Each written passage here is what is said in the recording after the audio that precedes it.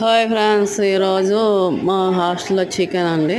Chicken కర్రీకి ముందుగా ఇదిగో ఉల్లిపాయలు అవి కట్ చేసుకొని పెద్ద పెద్దగా చేసి వేయించుకోవాలి.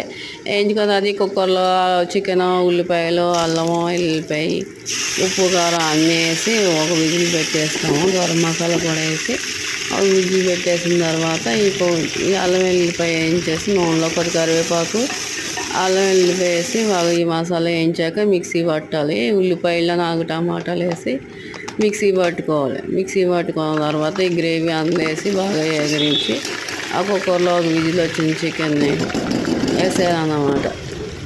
ఈ మసాలా వేగిన తర్వాత ఆ చికెన్ ఎత్తిపోసేసి తర్వాత కొంచెం ఉప్పు కారం తక్కువ అయితే వేసుకోవచ్చు. అంతే, చికెన్ కర్రీ చాలా బాగా వచ్చింది. ఇలా చేయడం వల్ల గ్రేవీ థిక్గా వస్తుంది, బాగుంటుంది కూడా. అందరికీ గ్రేవీగా ఎక్కువ కావాలంటారు హాస్టల్లో, అందుకే ఇట్లా చేసాం ఫ్రెండ్స్. బాగుంది, మీరు కూడా ట్రై చేయండి. నచ్చితే లైక్ చేయండి friends. By by, thank you. Subscribe please.